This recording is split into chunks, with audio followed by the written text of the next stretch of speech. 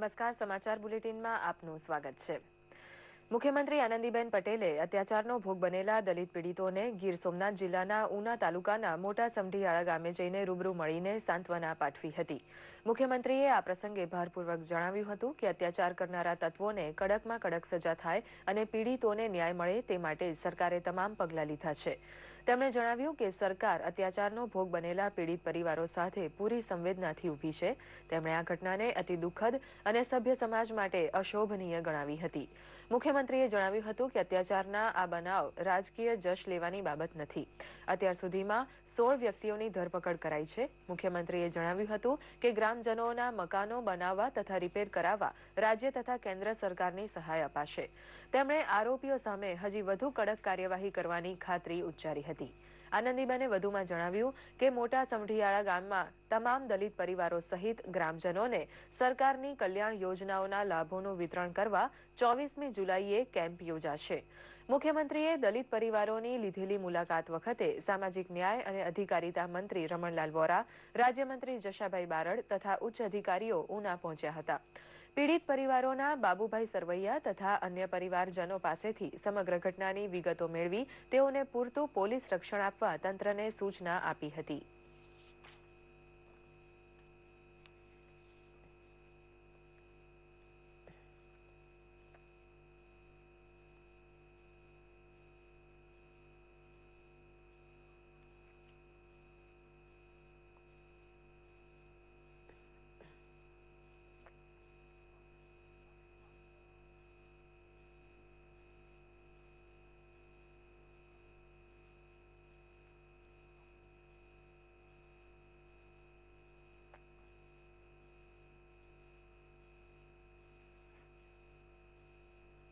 જે કઈ ઘટના બની છે એમાંથી 16 લોકોની ધરપકડો થઈ છે। 307 જેવી કલમો લગાડવામાં આવી છે અને જે કૃત્ય કર્યું હશે એ પ્રમાણે ન્યાયાલય છે જ આપણી પાસે। આપણે એના પર ભરોસો કરીએ અને એને જે કઈ સજા થવાની હશે એ થશે। મિત્રો આજે જ્યારે બધાની વચ્ચે હું બેઠી છું ત્યારે મેં ઘણી બધી બાબતોની ચર્ચા આ પરિવારો સાથે કરી છે। એક બાબત એ છે કે લગભગ 25 જેટલા પરિવારો અહીં વસે છે અને એટલે રાજ્ય સરકાર અને કેન્દ્ર સરકાર તરફથી એમને મકાનો બનાવવા માટે 1,20,000 રૂપિયા જેટલી ગ્રાન્ટ મળે છે અને 12,000 રૂપિયા જેટલી ગ્રાન્ટ એ ટોયલેટ માટે બનશે અને રાજ્ય સરકાર એ બધો જ ગ્રાન્ટ એમને તાત્કાલિક ધોરણથી આપશે અને એમના મકાનો લોકો આ વિસ્તારની અંદર સારા બનાવશે। એક કેમ્પ કરવામાં આવશે અને એ કેમ્પ પણ અને બધી જ સગવડો એમના સુધી પહોંચે એના માટે એક જ મહિનાની અંદર આ બધા નિર્ણયો કરવામાં આવશે। દલિત સમાજને મારી નમ્ર વિનંતી છે કે ભાઈ કાંઈ પણ કાયદો હાથમાં લીધા વિનાનું આપણે કામ કરવાનું।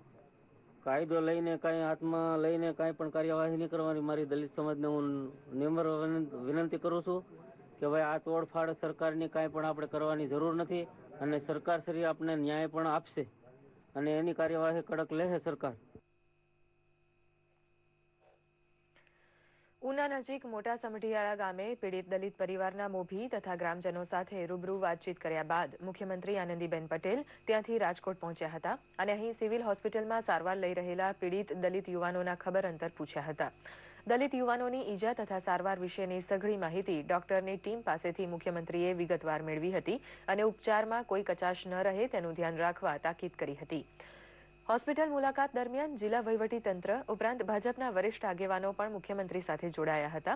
કસૂરવારો સાથે કડકમાં કડક કાર્યવાહી કરવાની ખાતરી આપવા સાથે મુખ્યમંત્રીએ કહ્યું હતું કે માત્ર 30 દિવસમાં તપાસ પૂરી કરી ચાર્જશીટ ફાઇલ કરી દેવા પોલીસ તંત્રને જણાવી દેવામાં આવ્યું છે।